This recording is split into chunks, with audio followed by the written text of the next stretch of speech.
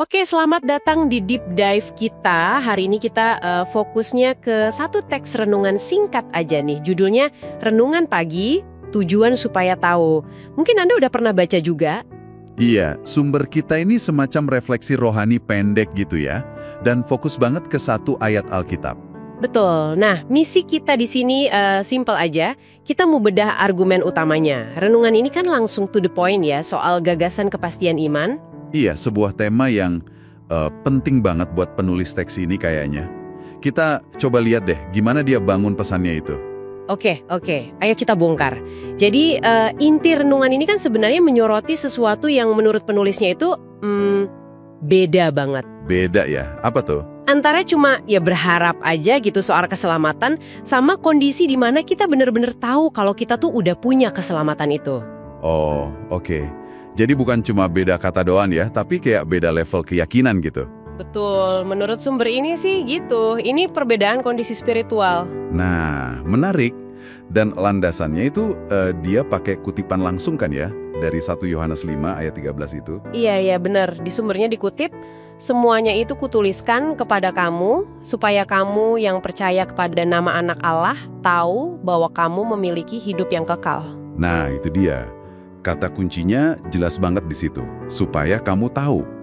Penulis renungan ini kayaknya nangkep banget tujuan penulisan kitab itu sendiri ya kan? Dijadiin dasar argumennya. Ya juga ya. Jadi kalau kita ikutin interpretasi di renungan ini, tujuan ditulisnya kitab suci, atau paling nggak bagian ini ya, itu bukan buat bikin orang cuma berharap-harap cemas gitu. Bukan sekedar berharap atau mungkin ya? Iya, tapi justru untuk ngasih pengetahuan, kepastian gitu. Kontrasnya dibikin tajam banget sama penulisnya. Tajam banget. Renungan ini kan menekankan kalau Tuhan itu, ya menurut perspektif penulis ini ya, nggak pengen umatnya tuh ragu-ragu atau was-was gitu soal status kekalnya.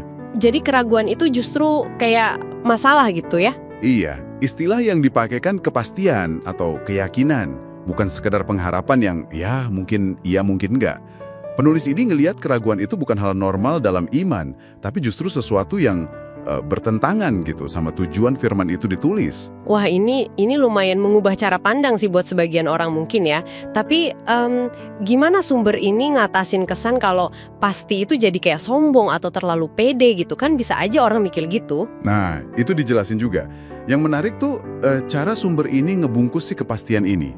Dia tegaskan kalau ini tuh bukan sombong karena diri sendiri atau hasil usaha kita gitu. Oh, bukan dari kitanya ya? Bukan. Kepastian yang dimaksud itu keyakinan yang sandarannya penuh 100% pada apa yang sudah tertulis, janji Tuhan di Alkitab. Oke. Jadi dasarnya bukan perasaan kita, bukan pengalaman subjektif kita, tapi firman Tuhan yang objektif dan tertulis itu. Tepat.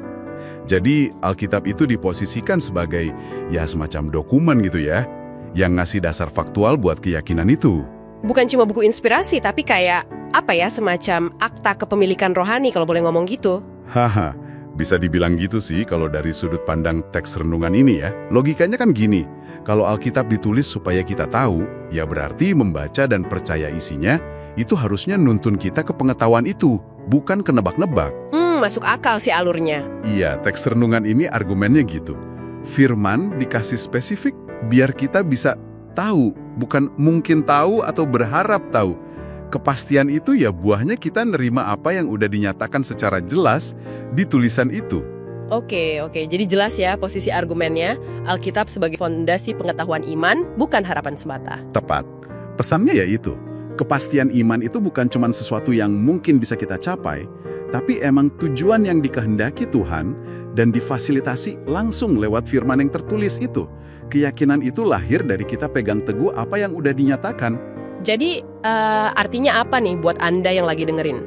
Kalau kita tarik benang merahnya ya, renungan singkat ini bener-bener nekenin banget soal iman yang cirinya itu kepastian yang kuat. Kokoh gitu ya? Iya, kokoh. Sumber ini ngeklaim kalau kitab suci, khususnya ya tadi 1 Yohanes 5:13 itu sengaja ditulis buat ngasih Anda sebagai orang percaya pengetahuan dan jaminan soal hidup kekal. Sesuatu yang lebih dari sekedar harapan atau pengen aja gitu. Benar. Dan implikasinya ini langsung ke kita masing-masing kan? Teks ini lewat nadanya, arah argumennya, ya secara nggak langsung nantang Anda buat refleksi diri. Refleksi gimana tuh? Ya, pertanyaan intinya gini. Posisi Anda sekarang di mana nih? Dalam spektrum yang digambarin renungan ini. Apakah dasar keyakinan Anda masih di level, semoga saya selamat ya? Atau Anda udah, ya berdasarkan pemahaman Anda akan janji tertulis itu, sampai di titik, saya tahu, saya punya hidup kekal. Wah, dalam juga ya. Ini kayak ajakan buat ngecek lagi pondasi iman kita, setidaknya pakai kacamata renungan ini ya. Iya, persis. Sebuah dorongan introspeksi yang cukup kuat sih dari teks renungan pagi yang kelihatannya singkat ini.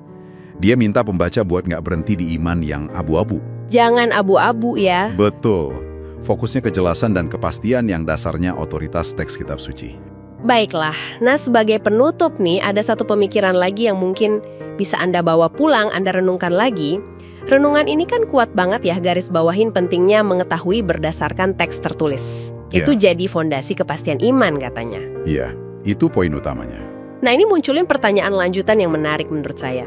Gimana kalau rasa kepastian itu yang ditekankan sebagai tujuan eksplisit sama sumber ini, ternyata secara pribadi buat Anda, tetap aja rasanya susah dipahami ya, susah dipegang atau bahkan terasa asing gitu. Meskipun udah baca ayat yang sama. Ya, meskipun Anda udah interaksi, udah bergumul sama teks yang sama persis, yang katanya dimaksudkan buat ngasih kepastian itu, nah pergumulan itu sendiri artinya apa kalau kita lihat dari klaim renungan ini? Wah, pertanyaan bagus tuh. Iya, sesuatu buat Anda pikirkan lebih lanjut.